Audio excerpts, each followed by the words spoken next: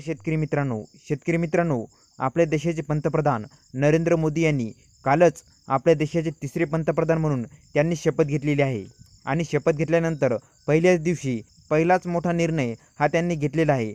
नवीन सरकारने घेतलेला पहिला निर्णय शेतकरी हितासाठी सरकारची बांधिलकी दर्शवतो।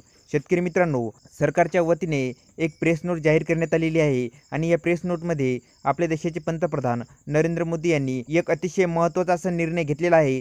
तो निर्णय म्हणजे शेतकऱ्यांसाठी अत्यंत आनंदाचा असा आहे। तर तो निर्णय नेमका काय आहे तो आता आपण पाहूया।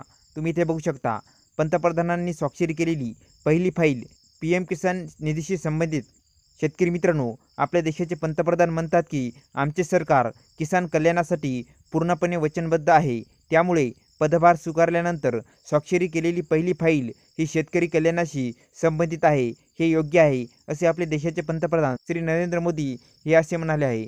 आम्हाला येणाऱ्या काळात शेतकरी आणि कृषी क्षेत्रासाठी आणखी काही काम करायचे आहे। शेतकरी मित्रांनो, तुम्ही इथे बघू शकता, आपल्या देशाचे पंतप्रधान तिसऱ्यांदा पंतप्रधान म्हणून शपथ घेतल्यानंतर PM किसान निधीच्या 17व्या हप्त्याला अधिकृत करणाऱ्या पहिल्या फाईलवर पंतप्रधान नरेंद्र मोदी यांनी स्वाक्षरी केली। याद्वारे 9.3 कोटी शेतकऱ्यांना लाभ होईल आणि सुमारे 20,000 कोटी रुपयांचे यासाठी वितरण करण्यात येईल। शेतकरी मित्रांनो, फाईलवर स्वाक्षरी केल्यानंतर पंतप्रधान मोदी म्हणाले की किसान कल्याणासाठी आमचे सरकार हे पूर्णपणे वचनबद्ध असणार आहे, त्यामुळे पदभार स्वीकारल्यानंतर मी स्वाक्षरी केलेली ही पहिलीच फाईल असणार आहे। म्हणजे शेतकरी मित्रांनो, शपथ घेतल्याच्या नंतर अत्यंत महत्त्वाचा आणि मोठा निर्णय घेतलेला हा पहिलाच निर्णय आहे।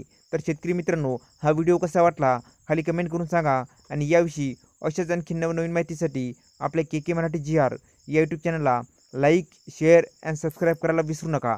धन्यवाद शेतकरी मित्रांनो। जय हिंद, जय महाराष्ट्र।